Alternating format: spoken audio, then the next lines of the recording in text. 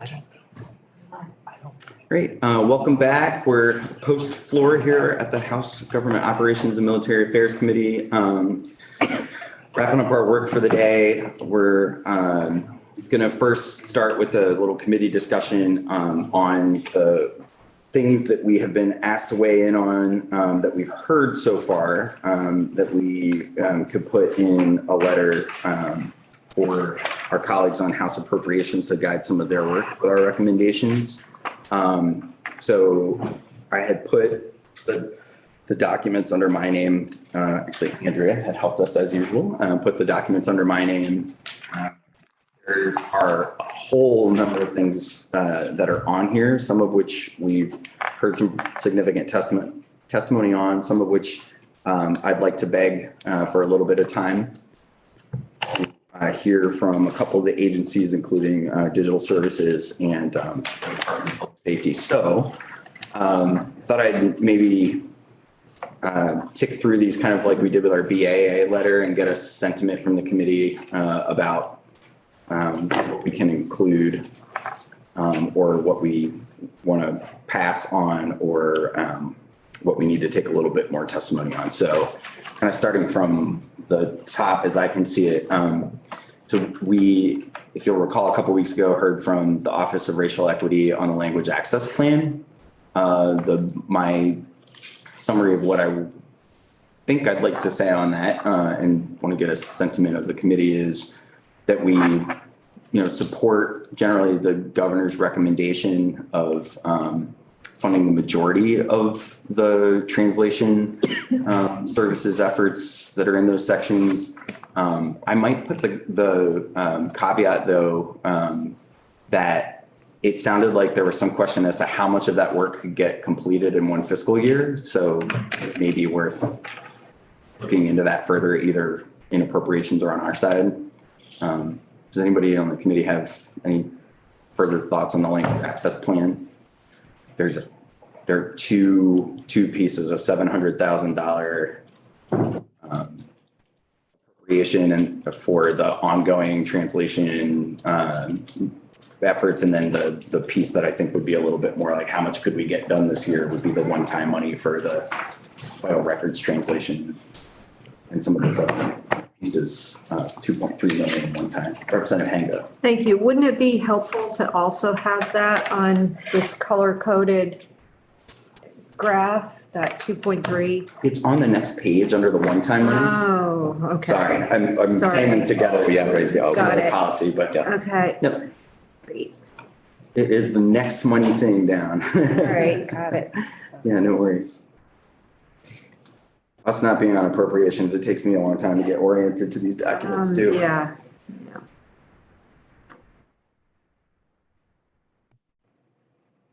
Any feedback for me on that plan?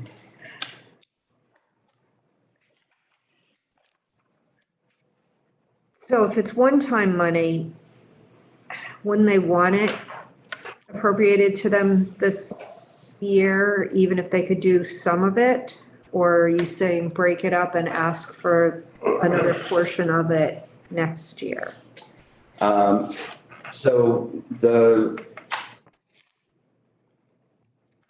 think that's a question I'd leave to our colleagues on appropriations. But I basically want to just tell them I'm leaving that to them because they know better. Okay. I think there's from what I've heard from our liaisons over there, and one of the next things we're going to talk about is that there are some very nice big round number proposals for the use of one-time money that they're trying to figure out what is the exact dollar amount, what are the details of that proposal. Because there is a significant amount of one-time money this year, but we just want to make sure that we're doing our jobs both here in the policy committees, but also over there to just make sure that, if we're fencing off one-time money that's for multiple year uses, we really understand like how much money is going to get spent in each year. And they've got to weigh a lot of priorities, not the least of which are things like housing. So if there's a specific, one-time request that they want to fund, they may say, every year we have some one-time money, this might rise to the top. So we're not going to split those hairs in here, but I think the basic policy recommendation I want to make on this one is that we support the governor's recommends. All right. I would like to take some further testimony on what the community safety grant program is. We haven't heard on that. That's that $10 million one-time request. There is, I do not want to weigh in on my letter on the paid family and medical leave insurance program. That's not us, in my opinion. For the treasurer's request on the pensions, my proposal would be for us to say that we support fully funding the ADEC and the normal contributions for the pension system. We haven't taken specific testimony about that 18 million. So if they ask us to dig into it, we could definitely that we're going to be having the Department of Public Safety in. They weren't available this week to come in on some of these line items. So in my letter, I'm going to punt on that. I believe the committee was favorable on the USS Vermont. And we didn't hear specific testimony on the North Country Honor Flight part of that appropriation, but I think that it's good stuff. Yeah, that these are, I think we want to recommend that we support the $20,000 request. That one should be okay. Honor Flight's a good thing. I think those will pay back. Just when I was thinking with the USS Vermont, just the tourism benefit alone of some of the efforts that they're doing, trying to encourage some of the service people on the USS Vermont to come here would probably make up for the appropriation.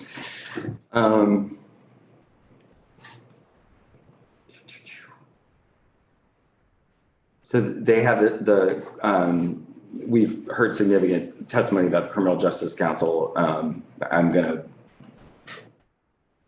would propose that we support their one-time training requests. So again, with the Department of Public Safety on the, oh, actually, no, that's not us. Sorry. The Critical Communications Infrastructure Program, we haven't taken testimony on that. I'm going to leave that off of our letter, that $10 million. Liquor and lottery. So that's the operations money for our H-127. So I assume since we supported the bill, we're favorably recommending that money. I am going to make a note though that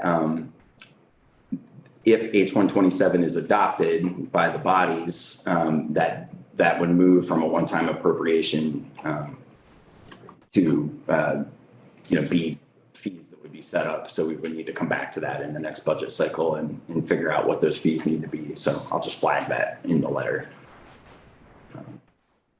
There'll also be our colleagues in Ways and Means have been taking testimony on that. No, wasn't there a specific percentage that was going to go to that every year? This specific line item, that's a great question. So I was assuming based on the dollar amount, I have to read the language about what this line means as I write the letter, and I'll ask Ledge Council to confirm. But my understanding is that this is about the fees that would be collected from the operators based on the but you're now making me think maybe this is referring to our increased amount to the problem gaming. It's 250 year one and 500 enduring, I think. Yeah, so 545 does it. So this is a B 1100 A13 liquid lottery, the legal sports wagering model. You gotta go to the spreadsheet.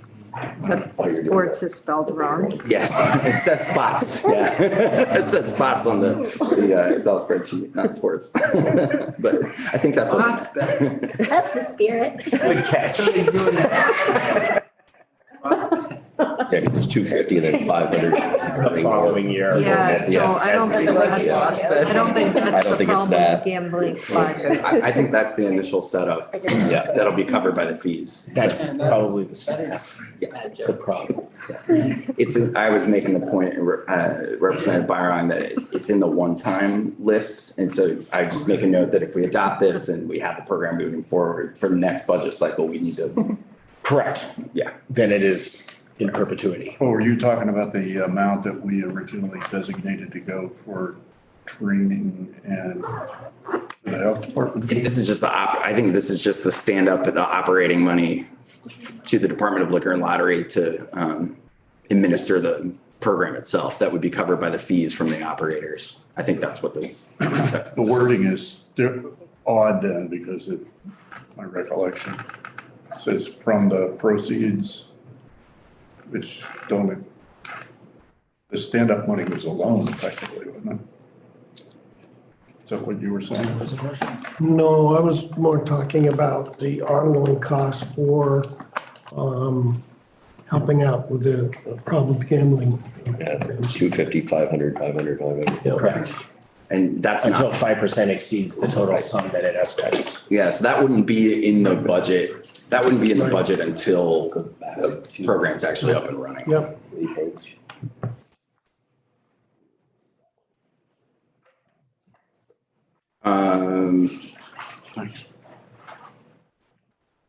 Some of these smaller pieces at the bottom there are either aren't in our wheelhouse exactly, or we haven't taken testimony on them. I will leave it to our colleagues in transportation to comment on the Memorial Valley Rail Trail additional one-time money.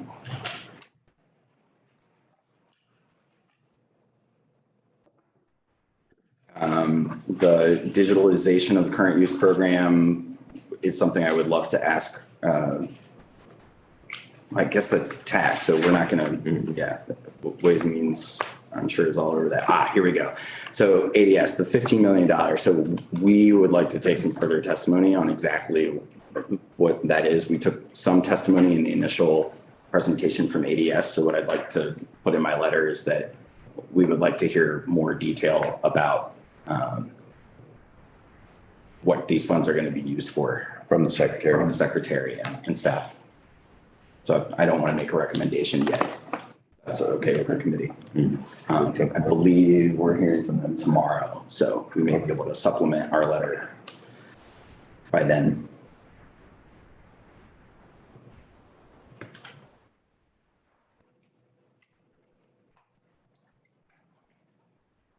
I haven't taken testimony on some of these other pieces. So yeah, I think that covers it. So the items, yeah, Representative Mrowicki. I'm looking for, we took some significant testimony on the request for children's integrated services. I was just going to get to that.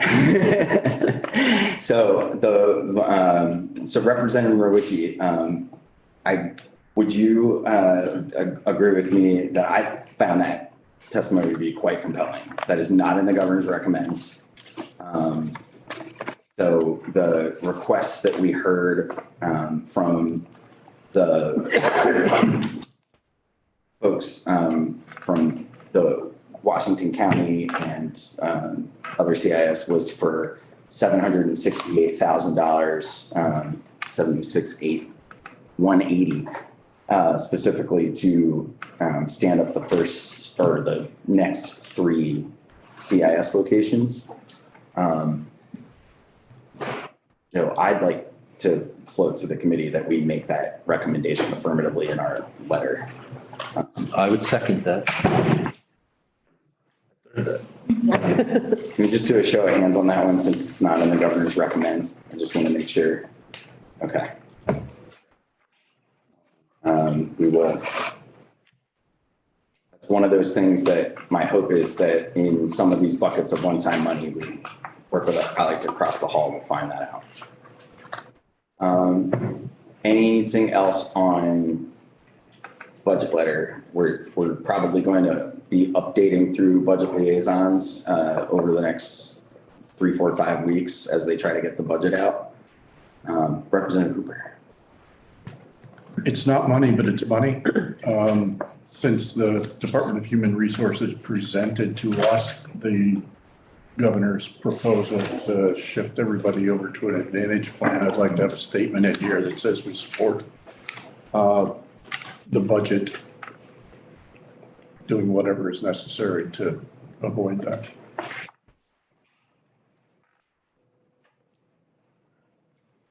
Other folks on the committee feel about us making an affirmative recommendation on that. Representative Hanko. I'm not ready to take a stand on that yet. Yep, I am. I've heard overwhelmingly from constituents that they do not want to switch over to the Medicare Advantage plan. But I don't know, now's the appropriate time to, Yeah. I would trust that you would know that more, but when it comes down to it. I thought that was pretty obvious. Or like for all of us, we were all getting that kind of. That we all, What's tricky here is that the Department of Human Resources, we heard from Commissioner Festigi, thank you, that they are planning on doing this, and there's $9 million in savings that I believe they think they've booked for that. But there's now been a move to do negotiating or bargaining. I've had a request for us to hear testimony when we come back from town meeting day break on this. So how would the committee feel about me saying in our initial letter here that the majority of the committee is concerned about this, that we'll take some further testimony, but That would be good. Haven't decided yet, maybe? well, but I think I'd like to indicate that the testimony we heard and the sentiment of the majority, but not the unanimous opinion of the committee, is that this proposal is not one that we favor, but that we're going to take further testimony on it. Whatever we move forward with in that regard, in this particular instance, I would like the language to be perfectly clear that, I mean, the fear is, and it's legitimate, that as soon as we walk out the door, the governor does whatever he wants, which will cause us to incur a lot of, hey, you dumbasses, what were you doing? So if we put language forward, I think it should be fairly clear that the majority of the committee says, don't do that. We don't support that. And I would like to, Stepped out. No, Referring to- So the Representative Higley, the request was put on the table from several members to say in our letter to appropriations that we do not support the administration's proposal on Medicare Advantage for state employees, retired state employees. Okay. Yep. Representative Hendo. and I'm merely saying that I want to take more testimony on it and I want to hear more. It's not that I'm opposed or for the proposal by the administration. I just need more testimony and did not plan on weighing in today on it. I hadn't, but this is hearing some strong voices from the committee and looking for trying to find consensus where possible and just to make a decision where we have to. Well, we're just talking about a memo, right? Like, Yeah, this is just a letter at this point. So could so I want to hear from folks, so Representative Morgan and then Representative. Yeah, just, I think similar to what Representative Williams Evans said is that a lot of constituent input certainly in favor of not doing the governor's plan. So it's hard to ignore that, certainly if we're being representatives in our positions. But yeah, I'd still like to hear a tad more myself. I'd have to agree with that after, if we're going to do it after town meeting day. Representative Cooper. And I don't know, propose, maybe move that we put language in that says, although we plan to take more testimony on the matter, pretty strong. So let me put this on the table for the flavor of what I think I'm hearing. It seems like there's a majority here that would like to say we do not support that, the administration's proposal, but I am willing to put in the letter that we are going to take some further testimony and may make further recommendations. Is that fair? I could live with that. Yep, that works. Seeing nods around the table. Okay. Really appreciate everyone coming to some consensus on what I know is a pretty hot issue for a lot of us. Again, could you say that wording one more time so I can? So I should probably write it down myself since I wasn't planning to. I'm going to say the majority of the committee is opposed to the governor's proposal on Medicare Advantage.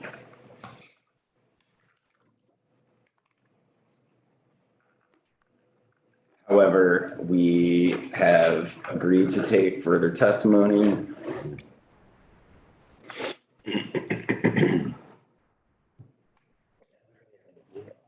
And may make further recommendations.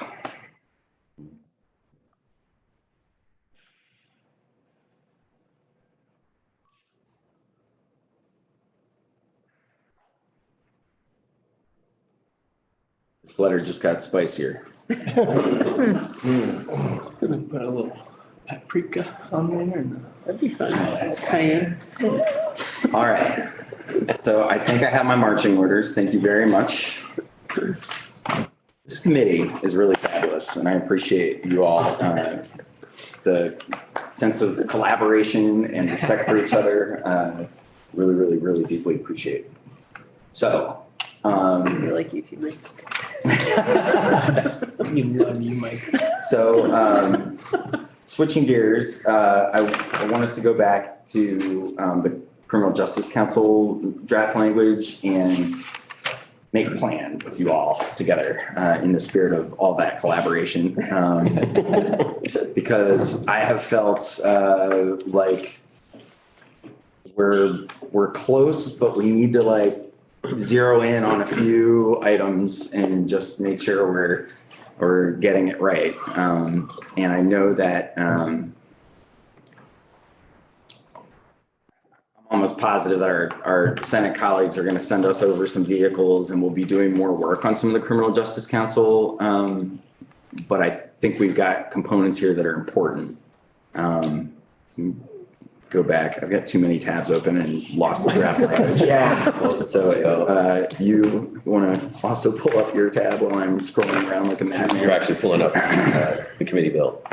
Yeah, so just our draft committee bill that we've been working off of, and that was just a reframe thing. So these were the recommendations that I basically said, Tim, work with Criminal Justice Council, try to get their recommendations in the bill language. Mm-hmm. And they seemed very happy with that.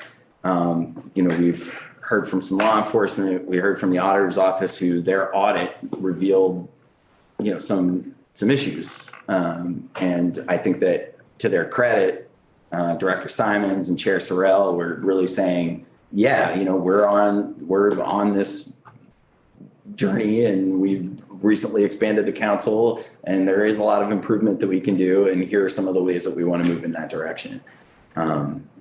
So what I think we should do as a next step, I want to throw this on the table, is that I'd like to deputize a little subgroup to come up with some language over the next 48 hours for us to maybe take up on Friday. That would make us feel a little more comfortable about the getting a report back that's meaningful on the competency, the move toward competency and away from hours if we're going there. And so I know Representative Waters Evans, you had some questions on that front. Representative Rowicki, you had some questions on that front. Is there anybody else who'd kind of like to work in a group of 3 or 4 on that, and try to come back to the committee, work with Tim and, Sure. It's a big one. yeah. So, all right, so Representatives Hooper from Randolph, Nugent, Rowicki, and Waters Evans. I should pass. And I'll let you know. Okay. Why? Do you want to do, because if you have more concerns or want to go in another direction, do you want to? All right, so would the 3 of you like to? Yep. Definitely. All right, great. So what I would ask is if you could email Tim and CC me, Tim Devlin, Legislative Counsel, and start working on a draft. He's usually very speedy and responsive. So that would be great because I think that's that particular piece is one that I want to make sure we don't just honor the change without honoring the work that folks did to try to say this fair and impartial policing piece, you got to do the number of hours. I really struggled with that, and removing the requirement. What I want is to make sure that it's meaningfully embedded and that we're really addressing it in a way that meets the national standards. And I think, yeah. What I think might be helpful is if, I know this has come up in the Social Equity Caucus a few times. And I just wonder if we might hear from someone associated with them as how they feel about this change. Sorry, who would you like to hear from? Somebody from the Social Equity Caucus. Yeah. Whether it's Coach or Ray or Elizabeth Burrow's been part of that leadership group, or somebody from outside the legislature. But I just feel since that's a topic they've been really key on for a while, that we might want to hear from them just to get a sense of where they think we should go on this and how they feel about this change. And not assuming we know what they're thinking and feeling about this. Would you be willing to ask them to either comment or to come in for a little bit on Friday when I can do that, yeah. that would be really helpful. Thank you. All right, so I think we have a next step on the FIP training piece. Did anybody have any concerns about the A-RIDE piece? I feel comfortable. I want to make sure I'm not deluding myself that there's consensus about saying to the council that they, can decide where it's appropriate to provide the A-RIDE training, where not. I think the recognition that there isn't enough A-RIDE training available for all of the law enforcement officers that we were requiring is one that's kind of, even if we keep that in statute, there's no way to actually. So keep it in a lane, in other words, of specific people. Yeah, I mean, I think that we heard in testimony and I think the reason the Justice Council said, we've got to acknowledge there isn't enough A-RIDE training available for every single one of these officers that's in the current statute, and that there are many types of officers who don't do roadside stops. They just don't. That's not part of their work.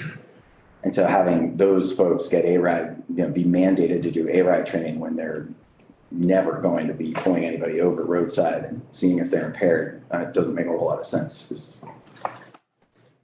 Representative Morgan. Quick question. Since Mike pulled out, do you mind if I join them all on doing that run through with Tim? Yeah, no, more the merrier. So we'll wait to hear back from Tim when he can. Yeah, exactly. Yeah, got it. Thanks. Going back to the topic, I was surprised at the amount of time investment whole stage of the training took. So, You mean the 18 weeks, no, not the, not the academy? but the doing specific. To get certified in certain things? Level 1, 2, 3. Not certification students, roadside stuff. The A-RIDE Oh, specifically. yeah. That's the goal. Sounds like it's very involved. Yeah, and I wonder if they consider bringing back retirees to work certified. You know, you're still running around. Representative Nugent. Yeah, that all made sense to me in terms of like the hours. I just want to make sure that it is happening. Or that there is some way to assess that, I guess, that that is like still happening and it's not removing the requirement completely from like state. Yeah, so what we have in this language here is that the A-RIDE training and requirements for levels 1, 2, and 3, law enforcement certification, including minimum hours, time periods, are a power of the council to determine. And what we heard from them in testimony is that they would require it for the folks that it made sense for, that would actually be out on the road. So they wanted that discretion, and I'm comfortable giving them the ability to say, oh yes, A-RIDE training is entirely appropriate for any. It would come up highway through. patrol, right? Representative Hango. Thank you, but I think building on Representative Nugent's question is that it's strictly determining who should, the rulemaking around A-RIDE training is strictly going to be around who should receive it, not what the training consists of, correct? Yes. The training That's is right. what it is. That's my understanding. I think we should ask to clarify when we have, especially Deputy Director Brickell from the Academy in. That's a great question. I don't want to pretend to know the answer to that. And I don't want to But hand that's my over understanding. responsibility to the council of what the training consists of. Yeah, you should ask them this. I don't think that they have the power to really change I don't the either. training, but we should really make sure when they come back. Will you make sure to flag that, or should I make a note? I'm sure you will the next time we have them back. Between the two of us. Okay. All right. Yeah, I think we're just giving them the flexibility on that piece, but assuming we get that clarified, I don't think we need to make language changes on section 3.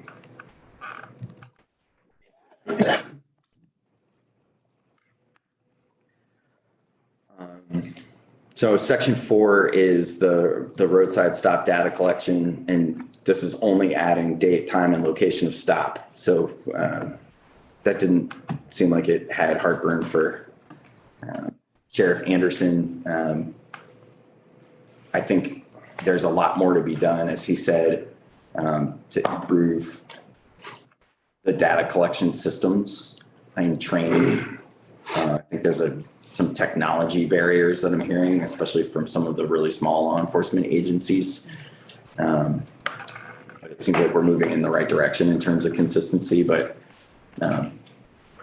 this idea that was found where some of the agencies are only reporting the enumerated pieces and this bit of metadata, just because we didn't ask for it, wasn't getting caught up in their data reporting. So.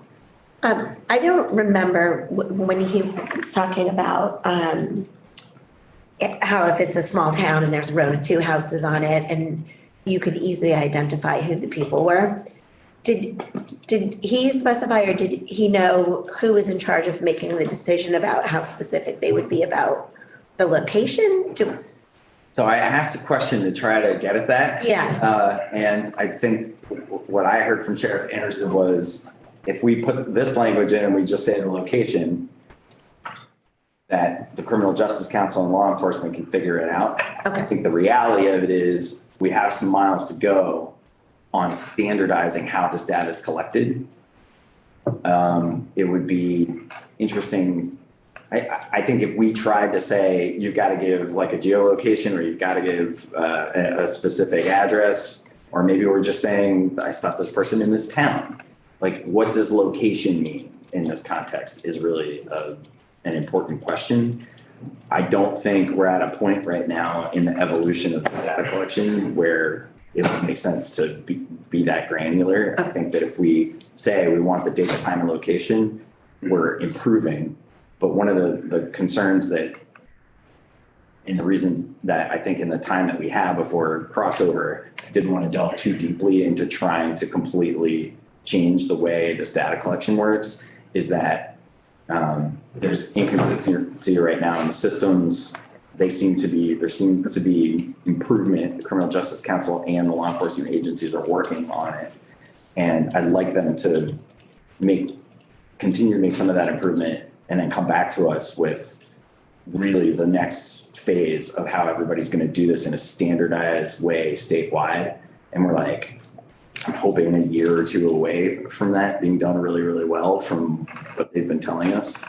It seems like we're headed in the right direction, but not quite at a place where every law enforcement agency is doing the same thing. And to hear Sheriff Anderson, I mean, he's collecting the information himself from a bunch of agencies, scrubbing it so that it's all consistent and then reporting it. Yeah. And, I thank him for that service. And that's probably not the best way to be doing this data collection and reporting. So Representative Nugent. So the location data, I assume that when they make stops, they record the location for internal purposes, but is this talking about like how it gets reported? Yes. Okay. Exactly. I'm not super clear on the details, but I think there are ways of like doing that kind of data reporting where you sort of push the location to either like a circle, so that when people see it, it's not like pinpointed to a house or something. Like I feel like there's like either like GPS programs that do that kind of thing. So I think that this thing of developing a standard system that every law enforcement agency in the state can easily do that kind of thing is like the next generation of this thinking. Right now, they're literally taking like paper ticket data and paper notes in some agencies, not all. Mm-hmm. A lot of agencies have a laptop and a lot of gear in their vehicles, and they're able to upload this stuff and it goes right into the central system. But there's just from what Sheriff Anderson and others were saying about this in testimony and outside of here, it sounds like there's a spectrum of technological equipment and ability to actually use it effectively to have standard reporting on this. And I want to give the CJC what they're asking for and say, we're requiring this data, and then have them work with the law enforcement agencies to figure out how to make it easy for everybody to get the data we're looking for. One of the things we might ask the Social Equity Caucus representatives, if they're available and willing to talk about this as well, is, when we look at the RDAP report, what do we need to be doing next? So this is, I think, an improvement, but there's definitely a lot more to be done here that I don't think we are going to get done in the context of this particular bill. But I'm not done our work on this.